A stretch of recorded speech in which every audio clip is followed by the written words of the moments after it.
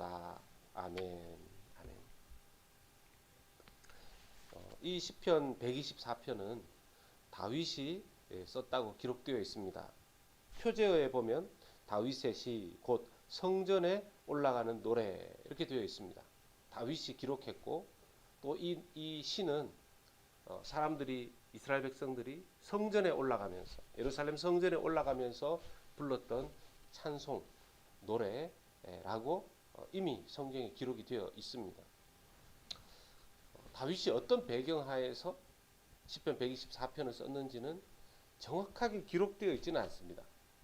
대략 이 구약 학자들이 사무엘하 5장에 있는 사건이 배경일 것이다. 그래서 사무엘하 5장을 찾아보니까 이제 다윗이 왕이 되고 난 다음에 다윗이 이제 그 왕이 되고 나서 블레셋에서 이스라엘을 치러 온 것입니다.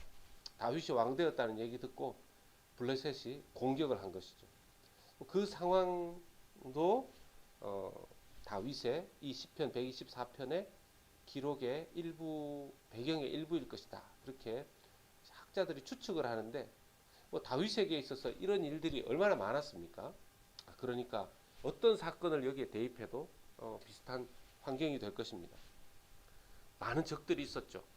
다윗 왕이 되기 전에 사울 왕을 피해서 도피하던 시절도 그럴 수 있고 또 왕이 되고 난 이후에도 블레셋이라든지 이방의 적들과 수많은 전쟁을 해야 했었습니다.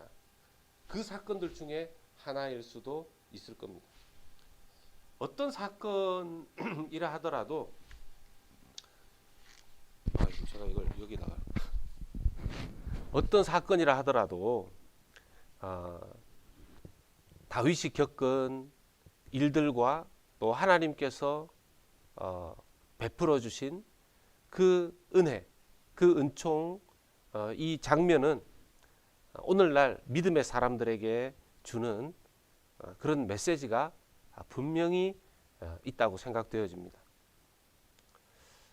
오늘 말씀의 이 시인의 고백을 보면 이스라엘을 거의 집어삼킬 정도로 멸망시킬 정도의 대적의 손에서 구하신 하나님 은혜를 감사하고 찬송하고 있습니다.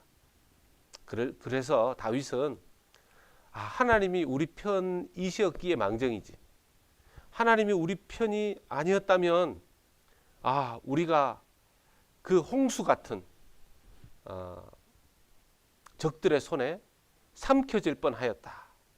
이렇게 고백합니다.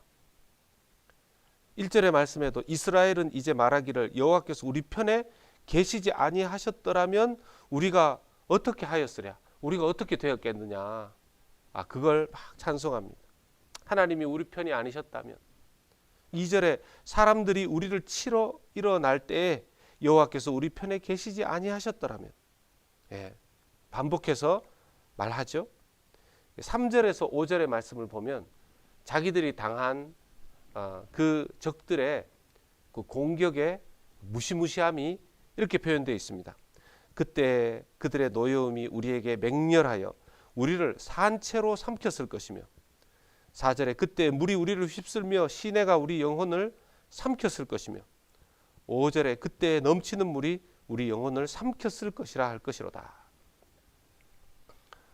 어제 저녁에 갑자기 저희 동네에서는 바람이 세차게 불면서 비가 팍 쏟아졌습니다. 그러면서 이게 해일까지 우박까지 좀 내리는 것 같아서 제가 바깥에 세워놓았던 제 차를 이제 거라지로 이제 집어넣고자 하는데 막 비는 표현하자면 억수같이 쏟아지고 이제 길에 세워놓았던 이 차 쪽으로 가는데 이 흘러내리는 물이 보통 때 뭐 비 오는 정도하고 좀 다른 겁니다. 금방 제 발이 다 젖었죠. 세차게 물이 내려오는데요. 만약에 그 비가 그렇게 잠시 오고 멈추어서 다행이지. 예를 들어서 그런 비가 막 억수같이 내린다면 너무너무 위험하지 않겠습니까? 그래서 홍수가 나고 그렇게 되면 정말 많은 사람들이 피해를 입겠죠. 지금 3절에서 5절까지의 다윗의 표현은 적들의 공격이 자기를 삼키려고 하는, 이스라엘 백성들을 집어삼키려고 하는, 사람들을 삼키려고 하는 홍수처럼 그렇게 왔다라는 것입니다. 그런데 만약 그 적들의 공격을 그냥 놔두었다면 6절에 이 정도까지 자기들이 되었을 것이다. 우리를 내어주어 그들의 이에 씹히지 아니하게 하신 여호와를 찬송할지로다. 여러분, 그 이에 이로 씹는다는 것은 이렇게 잘근잘근 씹는다는 거 아니겠습니까?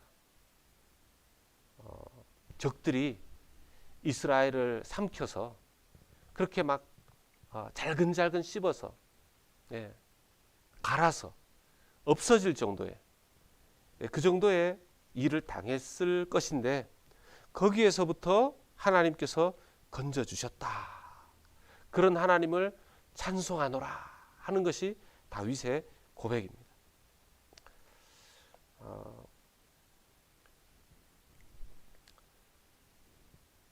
적들의 공격에 의해서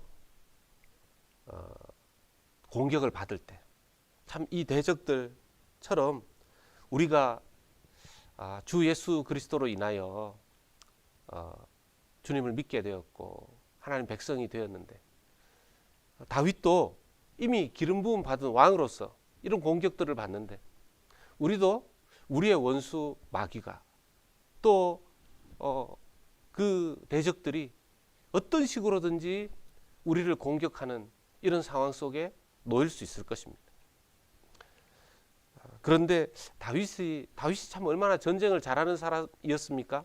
그런데 다윗은 그 공격 속에 하나님이 자기 편이 아니셨더라면 이걸 내가 어떻게 견뎌낼 수, 우리 이스라엘 백성들이 이 나라가 어떻게 이걸 견뎌낼 수 있었을까? 이렇게 고백을 하는 걸 보면 다윗이 얼마나 하나님을 의지했는지 알 수 있습니다. 7절의 말씀을 보면 우리의 영혼이 사냥꾼의 올무에서 벗어난 새같이 되었나니 올무가 끊어짐으로 우리가 벗어났도다. 사냥꾼이 새를 잡으려고 이제 그물을 쳐놓고 새가 날아왔을 때 그물을 탁 던져서 새가 잡혔는데 새와 그물을 생각해 보면 새는 연약해서 그 그물을 끊을 수가 없죠. 그건 불가능한 일입니다. 근데 하나님께서는 그 사냥꾼의 올무에 덫에 그물에 잡힌 그 새와 같은 신새일 수 있는 그 다윗과 이스라엘 백성들을 거기서 건져주시고 그 그물을 끊어주셨다는 것입니다. 할렐루야. 이 말씀을 보면서 우리가 하나님께서 다윗과 이스라엘 백성들을 사냥꾼의 올무와 같은 데서 건져주신 하나님, 이스라엘 백성들을 대적들의 손에서 건져주신 하나님, 그 하나님이 우리의 하나님 되신다는 사실을 다시 한번 우리가 기억해야 될 것입니다. 이 말씀 보면서 저도 하나님, 그렇죠, 다윗이 위대한 것이 아니라 다윗의 하나님이 위대한 거 아니겠습니까? 우리가 나는 다윗처럼 그렇지 못한데, 역사하신 하나님은 다윗의 힘으로가 아니라 하나님의 역사하셨음을 믿기에 그 다윗의 하나님이 우리의 하나님이시고 또 우리의 하나님은 주 예수님을 우리를 위하여 십자가에 내어주시고 우리가 그 사랑 안에서 정말 거듭나게 하신 만큼 우리를 사랑하신 그 하나님이신데 우리도 그 하나님 바라보면서 나아가야 될 줄로 믿습니다. 한 가지 기억해야 될 것은 8절에 이 고백을 꼭 기억해야 되겠습니다. 우리의 도움은 천지를 지으신 여호와의 이름에 있도다. 이 말씀을 묵상하면서 우리의 도움이 천지를 지으신 전능하신 창조주 하나님께 있다 해서 하나님이, 창조주 하나님이 우리를 도우시니까 나는 가만히 있어도 된다, 그거는 아닌 것 같습니다. 왜냐하면 다윗이 하나님의 도우심을 믿었고 경험했지만 다윗은 자기 백성들과 더불어서 전쟁을 했죠. 자기 군사들과 더불어 나가서 싸웠습니다. 그러면서 이기게 하시는 승리하였을 때 그 승리가 하나님의 도움으로 말미암아 이루어졌다 하는 고백이라는 것을 우리가 생각해야 되겠습니다. 그러므로 우리가 그냥 두 손 놓고 가만히 있고 그냥 기도만 하고 가만히 있는 것이 아니라 또 우리가 어떤 하나님의 도움을 받을 수 있는 그런 일들을 해야 되는 것이 포함되어 있다는 것이죠. 일하고 사역하고 섬기고 순종하고 이런 것들이 포함되어 있다라는 것이죠. 그러할 때 사냥꾼보다 더 능력 많으신 하나님, 적들보다 강하신 하나님, 우리를 감당할 수 없는 어렵고 힘든 상황에서 건지시는 하나님, 우리를 도우시는 전능하신 하나님의 도우심을 받을 수 있게 될 것입니다. 도우시는 주님 에베네셀의 하나님께 은혜를 구하며 오늘도 다윗의 하나님, 우리 주 예수 그리스도께서 우리로 아버지라 부르게 하신 그 하나님의 도우심을 받으시는 우리 성도님들 되시기를 주 예수 그리스도 이름으로 축복합니다. 아멘.